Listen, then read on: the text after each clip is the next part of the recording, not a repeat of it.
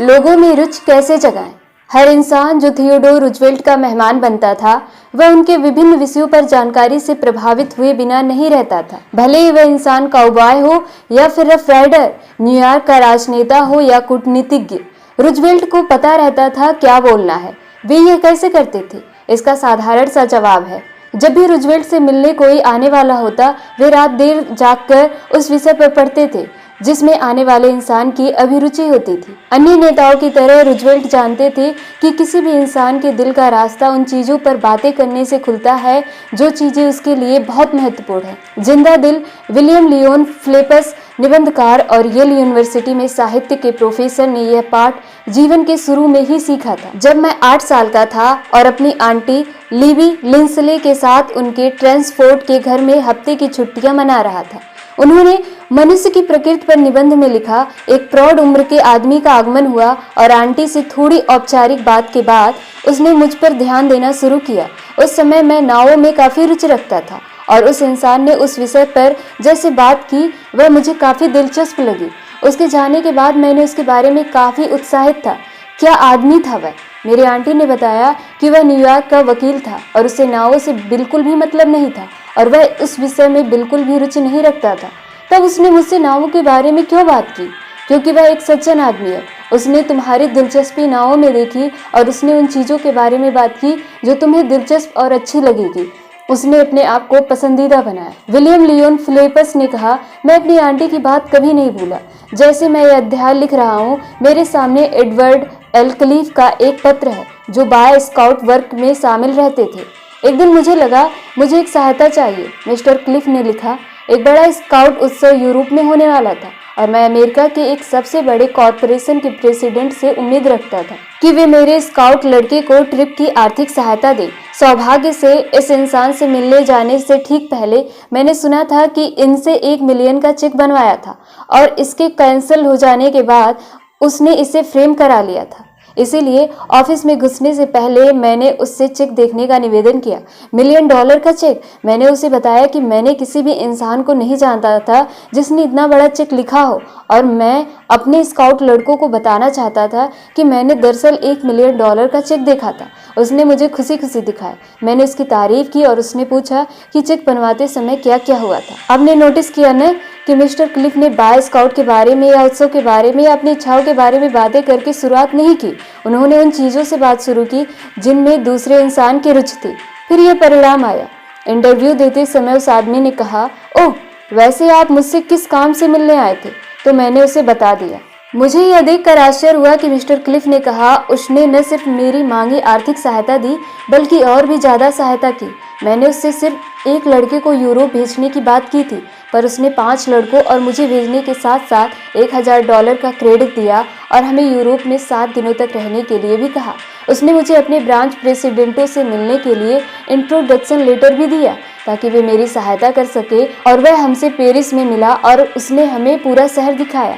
तब से उसने हमारे कई जरूरतमंद लड़कों को नौकरियां भी दी और अब वह भी हमारे ग्रुप में है। फिर भी मैं जानता हूँ कि अगर मुझे यह पता नहीं होता कि उनकी रुचि किस चीज़ में है और अगर उसे पहले थोड़ा दोस्ताना व्यवहार नहीं किया होता तो उसके दिल में 10% भी जगह नहीं बना पाता। क्या बिजनेस में इस्तेमाल करने के लिए एक अच्छा तरीका है? यह है क्या? देखते हैं। न्यूयॉर्क में एक होलसेल बेकिंग फर्म के डुवेनोए एंड सन्स के हेनरी जी डुवेनोए को ही लीजिए। मिस्टर डुवेनोए न्यूयॉर्क के एक होटल को ब्रेड बेचने की कोशिश कर रहे थे।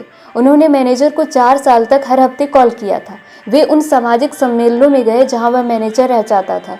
उन्होंने कई बार उस होटल में कमरा लिया ताकि कुछ बिजनेस मिल सके, पर वे असफल हुए।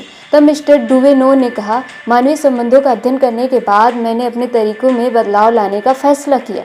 मैंने यह जानने का फैसला किया कि उसकी किस चीज़ में रुचि है, उसे किस चीज़ से उत्साह आता है। मैंने पाया कि वह होटल ग्रीटर्स ऑफ अमेरिका नाम से होटल एग्जीक्यूटिव की एक सोसाइटी का सदस्य है। वह सिर्फ सदस्य ही नहीं है बल्कि उसके उत्साह के कारण उस संगठन का प्रेसिडेंट भी है और साथ ही इंटरनेशनल ग्रीटर्स का भी प्रेसिडेंट है। कहीं भी उसके सम्मेलन हो वह जरूर जाता था। इसीलिए जब मैं अगले दिन उनसे मिलने गया, मैंने ग्रीटर्स के बारे में बातें करने लगा। मुझे बहुत अच्छी प्रतिक्रिया मिली। उसने मुझे ग्रीटर्स के बारे में आधे घंटे तक बात की। उसकी आवाज़ में उत्साह झलक रहा था। मुझे साफ दिखा कि यह सोसाइटी सिर्फ उसका शौक नहीं बल्कि जुनून भी था। मेरे ऑफिस छोड़ने से पहले उसने मुझे उस संगठन की सदस्यता बेच दी थी। उस दौरान मैंने ब्रेड के बारे में कुछ भी नहीं कहा था, लेकिन कुछ दिनों बाद होटल के स्टीवार्ड ने मुझे नमूने और कीमत के साथ आने के लिए कहा। मुझे पता नहीं आपने उस सज्जन के साथ क्या किया, स्टीवार्ड ने कहा, पर वे आपसे बुरी तरह प्रभावित हैं। इस बारे में सोचिए, मैं उस इंसान को 4 साल से मना रहा था उसका बिजनेस पाने के लिए, और मैं ऐसा करता रह जाता अगर मैंने यह खोजने की जहमत नहीं उठाई होती कि उसे क्या पसंद है और किस बारे में बात करना अच्छा लगता है। मेरीलैंड के हेजर्स टाउन के एडवर्ड ई हैरीमैन ने मिलिट्री सर्विस पूरी करने के बाद मेरीलैंड के सुंदर कवरलैंड वैली में रहने का फैसला किया। दुर्भाग्य से उस समय उस क्षेत्र में सिर्फ कुछ नौकरियां उपलब्ध थी। थोड़ी खोज से पता चला कि उस क्षेत्र में अधिकतर कंपनियों का मालिक एक अनोखा बिजनेसमैन आरजे फंकहाउसर था, जिसकी गरीबी से अमीरी तक की यात्रा मिस्टर हैरीमैन को प्रभावित करती थी, लेकिन वह नौकरी खोजने वालों की पहुंच से बाहर था। मिस्टर हैरीमैन ने लिखा, मैंने कई लोगों का इंटरव्यू लिया जिससे पता चला कि उसकी मुख्य दिलचस्पी पैसे और सत्ता पाने में है। चूंकि वह मेरे जैसे लोगों से अपनी हिफाजत एक समर्पित और कड़क सेक्रेटरी से करता था, इसीलिए मैंने उस सेक्रेटरी की दिलचस्पियों और लक्ष्यों के बारे में पढ़ा और एक दिन बिन बुलाए उसके ऑफिस पहुंच गया। वह मिस्टर फंकहाउसर की 15 सालों से चारों ओर चक्कर लगाने वाली उपग्रह थी। जब मैंने उसे बताया कि मेरे पास मिस्टर फंकहाउसर की आर्थिक और राजनीतिक सफलता बढ़ाने के लिए एक प्लान है, तो वह उत्साह में आ गई। मैंने उससे अपने बॉस की सफलता में उसके योगदान के बारे में भी बात की। इस बातचीत के बाद उसने मिस्टर फंकहाउसर से मेरी मुलाकात तय कराई। मैं उनके बड़े और प्रभावशाली ऑफिस में यह सोचकर घुसा कि उनसे नौकरी नहीं मांगूंगा। वे एक बड़े डेस्क के पीछे बैठते थे और वे दहाड़ उठे, किस बारे में बात करनी है जवान लड़के? मैंने कहा, मिस्टर फंकहाउसर, मुझे लगता है कि मैं आपके लिए पैसे बना सकता हूँ। वे तुरंत उठे और उन्होंने मुझे एक बड़ी चेयर पर बैठने के लिए इशारा किया।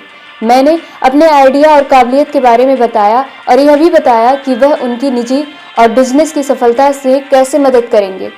आरजे, इस नाम से मैंने उन्हें जानने लगा था, ने मुझे तुरंत नियुक्त कर लिया और पिछले 20 साल में मैंने उनके काम में बढ़ता गया, जिससे दोनों का लाभ मिला। दूसरे इंसान की दिलचस्पी के बारे में बात करने से दोनों पक्ष को फायदा होता है। एम्प्लॉय कम्युनिकेशन के क्षेत्र के नायक हावर्ड जेड हरगिज ने हमेशा इस सिद्धांत का पालन किया है। जब उनसे पूछा गया कि उनको क्या पुरस्कार मिला, मिस्टर हरगिज ने कहा कि उन्हें हर इंसान से अलग पुरस्कार मिला है, पर सामान्यतः सबसे बड़ा पुरस्कार यह है कि हर इंसान से बात करने के बाद उनकी जिंदगी और भी ज्यादा बड़ी हुई है। दूसरे इंसान की दिलचस्पी के हिसाब से बात करें, आपकी बात खुद बन जाएगी।